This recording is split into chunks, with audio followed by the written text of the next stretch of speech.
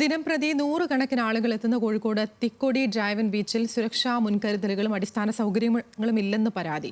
ഇക്കഴിഞ്ഞ ഞായറാഴ്ച വയനാട്ടിൽ നിന്നും വിനോദസഞ്ചാരത്തിനായി 25-അംഗ സംഘത്തിലെ 4 പേർ ഇവിടെ മുങ്ങി മരിച്ചിരുന്നു.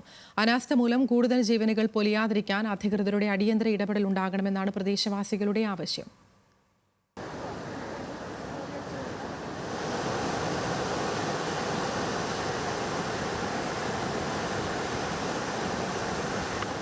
തിരമാലയിൽ കാൽനടയ്ക്കാൻ ഇറങ്ങുന്നവർ മുന്നറിയിപ്പുകൾ അവഗണിച്ചാൽ അപകട സാധ്യതകൾ ഏറെയാണ്. അത്തരത്തിൽ ഒരു അപകടമാണ് ഇന്നലെ ഇവിടെ ഉണ്ടായത്. ഒഴിവു ദിവസങ്ങളിൽ ആയിരക്കണക്കിന് സന്ദർശകരെത്തുന്ന ബീച്ചാണ് തിക്കോടിയിലേത്. പയ്യോളി മുതൽ തിക്കോടി വരെ പരന്നുകിടക്കുന്ന 5 കിലോമീറ്റർ ഡ്രൈവിൻ ബീച്ച്. ബീച്ചിൽ സുരക്ഷാ സംവിധാനങ്ങൾ ഒരുക്കിയിട്ടുണ്ടെങ്കിലും വലിയ ആൾക്കൂട്ടത്തെ നിയന്ത്രിക്കാൻ അവ പര്യാപ്തമല്ല. സഞ്ചാരികളുടെ തിരക്ക് വർദ്ധിക്കുമ്പോഴും കൂടുതൽ സുരക്ഷാ സംവിധാനങ്ങൾ സജ്ജമാക്കാൻ അധികൃതർ മുൻകൈയെടുക്കുന്നില്ലെന്ന് പ്രദേശവാസികൾ ആരോപിക്കുന്നു. കുറച്ച് കാലങ്ങളായിട്ട് ഇത് നിരന്തരമായിട്ട് അപകടം നടന്നുകൊണ്ടിരിക്കുകയാണ്. അതിന് യാതൊരു മുൻകരുതലും ഇവിടെ പിന്നെ തിക്കോടി പഞ്ചായത്തോ അല്ലെങ്കിൽ വേറെയുള്ള പ്രതിനിധികൾ ആരും ഒന്നും ഇതൊരു നടപടി സ്വീകരിച്ചിട്ടില്ല. ഇവിടെ ഇപ്പോൾ 3-4 ദിവസം തുടർച്ചയായ അപകടങ്ങൾ കൂടിക്കൊണ്ട് വരിക.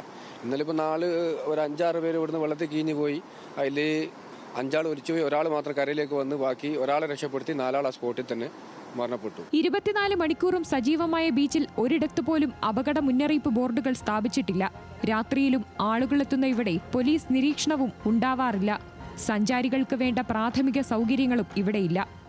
അധികൃതരുടെ അനാസ്ഥ കൂടുതലായിട്ടുണ്ട്. കാരണം ഈ ഒരു ആക്സിഡന്റാണ് ഇപ്പോൾ സംഭവിച്ചത്. ഒരുപാട് കാലങ്ങൾക്ക് മുമ്പേ ഒരാൾ അവിടുന്ന് പോയിട്ടുണ്ട്. ഒരു 10-12 വർഷം മുമ്പ് ഇതേ സംഭവം തന്നെ ഒരാൾ വിളിച്ചു പോയി. അവന് ബോഡി കിട്ടുന്നത് തന്നെ പിറ്റേ ദിവസമാണ് കിട്ടുന്നത്. പിന്നെന്ന് പറഞ്ഞാൽ ഒരുപാട് വള്ളങ്ങളും ഫൈബറുകളും ഇവിടെ പാർക്ക് ചെയ്ത് വെച്ചിട്ടുണ്ട്.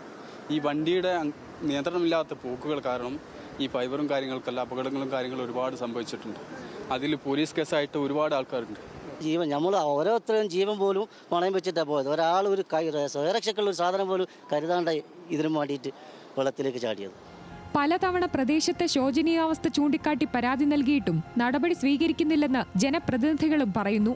അപ്പോൾ ഞങ്ങൾക്ക് പറയാനുള്ളത് ഇവിടെ ഡ്രൈവിംഗ് ബീച്ചൊക്കെ ആണെങ്കിൽ പോലും ഇവിടെ നല്ലൊരു സുരക്ഷാ സംവിധാനത്തോടു കൂടി മുന്നോട്ട് പോകണം. അതല്ലാതെ ഇവിടെ ഇങ്ങനൊരു സംവിധാനം വേണ്ട. കാരണം യാതൊരു സുരക്ഷയില്ലാണ്ട് ആളുകളുടെ ജീവന് നഷ്ടപ്പെടുന്ന ഒരു രീതിയിലാണ് ഇവിടെ ഇതുവരെ നടന്നുകൊണ്ടിരിക്കുന്നത്. ഇത് എന്ന് വെച്ചാൽ ഈ ഏരിയ എന്ന് വെച്ചാൽ അപകട മേഖല തന്നെയാണ്. മനം മയക്കുന്ന കടലിന്റെ സൗന്ദര്യവും തിരമാലകൾക്കിടയിലൂടെ വാഹനം ഓടിക്കാനുള്ള ഹരവുമാണ് തിക്കോടി ഉൾപ്പെടെയുള്ള ബീച്ചുകളിലേക്ക് സന്ദർശകരെ ആകർഷിക്കുന്നത്. ടൂറിസം സാധ്യതകൾ വർദ്ധിപ്പിക്കുന്നതിനോടൊപ്പം ബീച്ച് ഉൾപ്പെടെയുള്ള സ്ഥലങ്ങളിലെത്തുന്ന സന്ദർശകരുടെ ജീവനും മതിയായ സുരക്ഷ അധികാരികൾ ഉറപ്പുവരുത്തണം. കോഴിക്കോട് തിക്കോടി ബീച്ചിൽ നിന്നും ക്യാമറാമാൻ ഷാഫിക്കൊപ്പം രമ്യ ദാസ്, ന്യൂസ് മലയാളം.